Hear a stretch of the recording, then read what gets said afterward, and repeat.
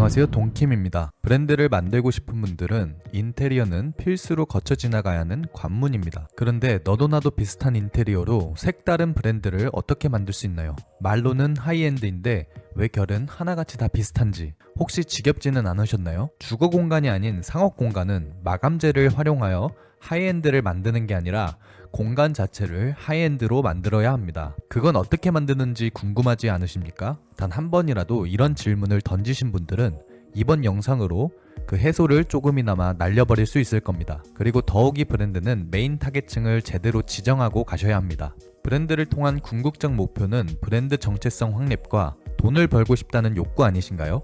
그러면 투자를 받거나 지점을 늘리셔야 하는데 남들과 똑같은 생각을 하고 디자인하면 브랜드는 반드시 정체될 겁니다. 영상 끝까지 확인하셔서 한국 인테리어 흐름에 벗어난 새로운 시도들을 해보자고요. 자, 그럼 바로 시작합니다. 왜 우리들의 메인 타겟은 항상 일반 대중들이라고 생각하고 계신가요? 잠깐 영상을 보시죠. Anything worthwhile has always been appreciated by a minority. And this point of view, this taste, has eventually been imposed upon people. In the past, people dressed very well, some people, because there was a very big gap between rich and poor. And some rich people had contempt for popular opinion and they dressed very well. And in this way, poor people could see something good. Nowadays, we live in an age of democratic envy, where everybody wants to look the same as everybody else or else they feel uncomfortable. I think that popular culture is a contradiction in terms. If it's popular, it's not culture. 비비안 웨스트우드의 인터뷰에서도 강조되었듯이 항상 문화는 소수층에 의해 만들어지고 대중은 이를 따라갑니다. 하지만 현재 많은 브랜드가 문화를 창조하기보다는 대중이 원하는 양산형 디자인에만 집중하고 있습니다. 한국 K컬처를 통해 세계적인 디자인 트렌드를 만들어가고 있지만 정작 개별 브랜드들은 획일적인 방향으로 가고 있습니다. 우리는 정말 예술 감각이 부족한 걸까요? 아니면 단순히 새로운 디자인을 시도하는 게 두려워서일까요? 전자의 경우는 이제부터 훈련해가며 감각을 키워나가시면 됩니다. 그 방법들은 제가 다른 영상에서 계속해서 다룰 거니 확인해 주시고요. 그러면 두려운 것은요? 창업을 한다는 것, 새로운 것을 만들어낸다는 것은 당연히 두려운 일 아닌가요?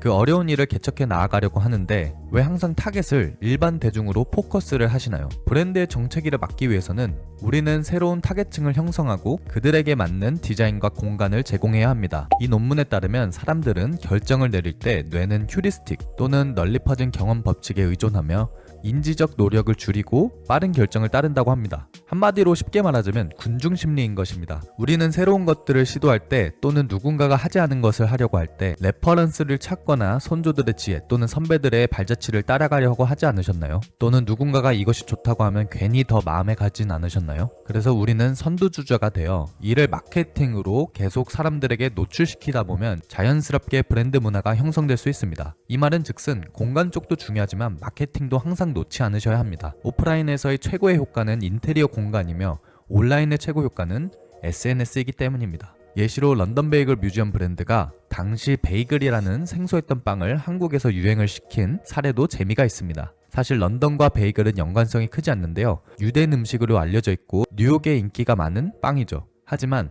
이제는 많은 사람들이 럼베뉴 덕분에 베이글을 생소하지 않죠. 이렇듯 새로운 문화를 만들어가야 하는 F&B 또는 패션 업계에서 더욱이 매니아층, 우리들만의 고객층 확보를 하는 게 중요합니다. 그러면서 우리들만의 팬들을 만들어가고 계속해서 노출되다 보면 자연스럽게 일반 사람들에게까지 접근할 수 있는 것이죠. 브랜드를 만든다는 것은 단 하루 만에 무언가를 바꿀 수 있는 것은 아닙니다.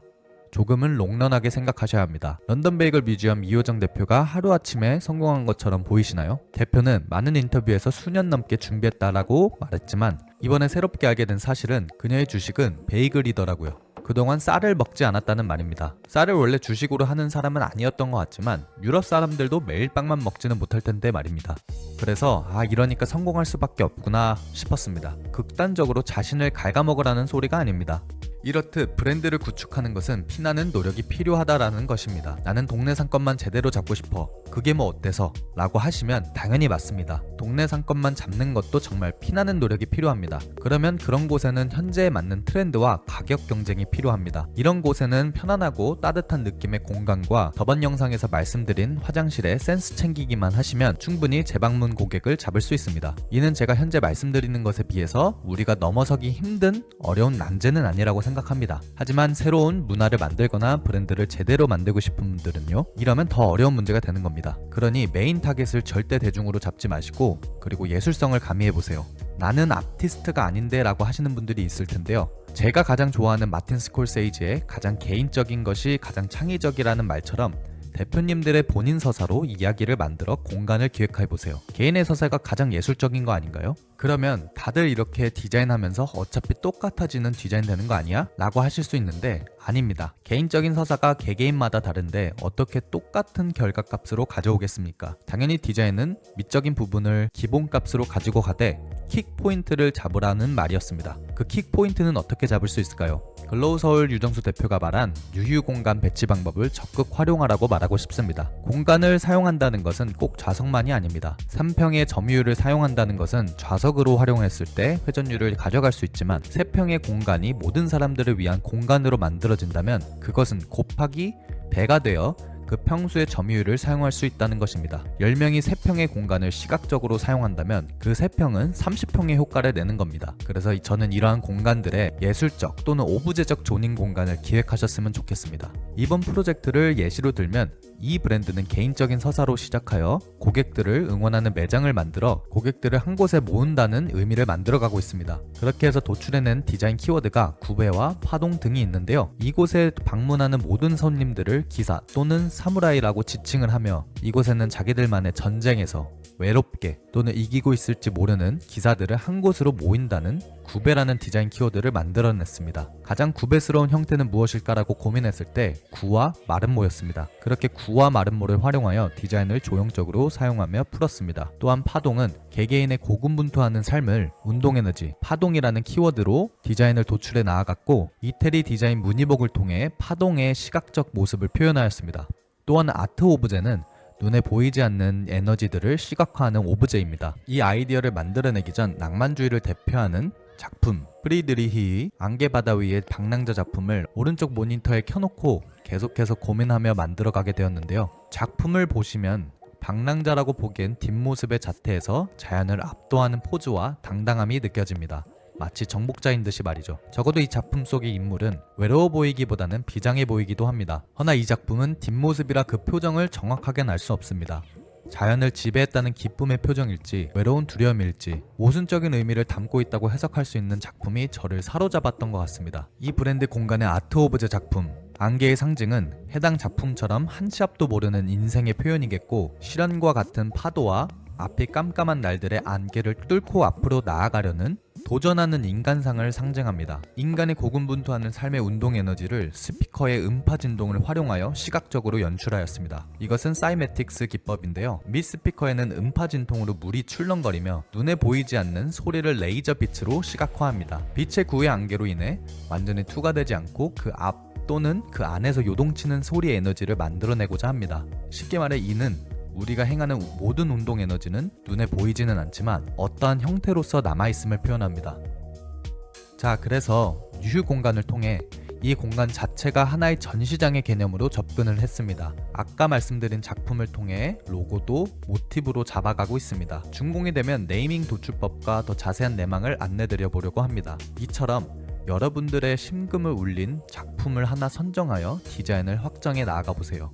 끝으로 저는 이 프로젝트를 돈키호테로 시작을 했습니다. 대표님들과 처음 미팅했을 때 굉장히 진정성이 느껴졌고 저 또한 욕심이 났습니다. 무국적이라는 키워드 자체가 마케팅 관점으로 보면 때로는 무모한 도전처럼 보이지만 저는 그런 모습들이 기사도 정신처럼 보였습니다. 마치 산초의 이성적인 면이 필요할 수도 있지만 도전하는 그 자체가 멋있는 거 아니겠습니까? 어쩌면 소설에서 우스꽝스럽게 표현된 돈키호테는 실제로 우리가 지향해야 하는 진정한 기사도 정신이 아니었나. 산초는 인간의 내면, 이성을 표현하지만 그 이성은 항상 우리를 행복하게 만들 수 있을까? 라는 깊은 고민들이 있었습니다. 사실 말씀드린 공간과 예술 융합은 대표님들께서 혼자 하시기란 어려운 작업이기 때문에 제가 그 디자인 서비스를 만들었습니다. 저는 그동안 인테리어 스튜디오의 경험을 쌓았고 런던에서 미술 조각 전공을 하며 공간과 예술 융합을 하는 작업들을 해오고 있습니다.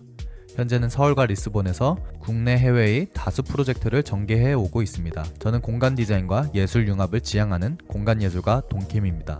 이렇게 인테리어 브랜딩을 통해 예술로서 표현하고 싶은 분들 또는 대표님들이 계신다면 고정 댓글을 확인해주세요. 브랜드와의 협업 또는 새로운 트렌드를 만들어 가실 분들과 같이 재미난 공간을 기획하고 싶습니다. 한국이 인테리어 하면 정말 넘사벽이 될 수 있는 그날까지 열심히 영상 만들어 가보겠습니다. 정말 끝으로 모든 곳에서 고군분투하며 살아가고 있는 또는 도전하고 있는 모든 분들께 응원하고 싶습니다. 비록 그 일이 남들이 볼 땐 별 볼 일 없는 일일지라도 우리는 언젠간 그 작은 날갯짓이 하늘을 날지도 모를 거란 상상을 하며 살아가고 있습니다. 그 믿음 잊지 마시고 정진하시기 바라겠습니다.